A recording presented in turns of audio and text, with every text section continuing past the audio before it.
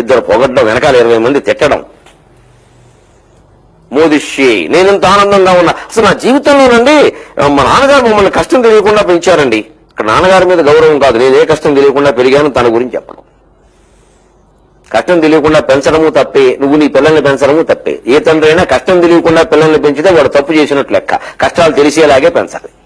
తండ్రి కోటీశ్వరుడైనా సరే పిల్లల్ని రైల్లో జనరల్ కంపార్ట్మెంట్ లో పంపించాలని నేను పంపించే చెబుతున్నా.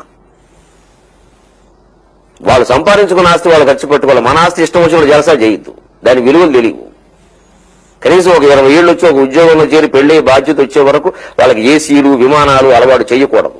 డబ్బు ఉన్నా సరే ఇది నా సొమ్ము, నేను ఖర్చు పెట్టి నీకు అవసరమైంది చదువు, నీకు తిండి బట్ట వసతి రోటీ కపడా మకాన్ ఇది నా పని, నీకు భోగాలు ఇవ్వడం నా పని కాదు అని పిల్లలకు స్పష్టంగా చెప్పాలి. మీ సౌకర్యాలు మేము సమకూరుస్తాం, మీ అవసరాలు మేము చూస్తాం, మీ విలాసాలు మేము చూడలేము అని ఏ తండ్రి పిల్లలకి చెప్పాడో ఆ పిల్లలు బాగున్నారు.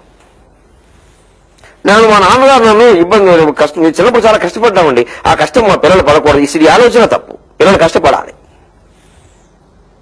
పిల్లలు దుఃఖపడకుండా చూడు, కష్టపడకుండా కాదు. దుఃఖపడకూడదు, వాళ్ళకి ఇబ్బందులు రాకూడదు.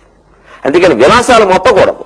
అందుకే వాళ్ళు 6వ తరగతి వాళ్ళు చూసినప్పుడు దుంపతిగా కుంభకర్ణంలో ఇంత పొట్ట, అప్పుడే 4 కళ్ళు. 6వ తరగతి వాడికి అంత పొట్ట ఏమిటండి అసలు. అమ్మాయిలు కూడా ఒక్కొక్కరు మంది మినపరొట్టెల్లో ఉన్నారు. ఎక్కడ అల్లం పెసరట్టు కనపట్ల, అన్ని మినపరొట్లే. ఎందుకని శుభ్రం కూర్చోవడం నేర్పారు బాగా వీడియో గేమ్స్. అక్కడ కూర్చోబెడతారు వాళ్ళు, ఇక్కడ కూర్చోబెడతారు వీళ్ళు. ఒంగోవడం, లేవడం, ఊడవడం, తోడవడం అంటూ కడగడం అన్ని అలవాటు చేయాలి. అమ్మాయిలకి అబ్బాయిలకు కూడా భేదం లేకుండా. ఈ గొప్పలకు పోతే ఇవన్నీ ఆసురీ సంపద.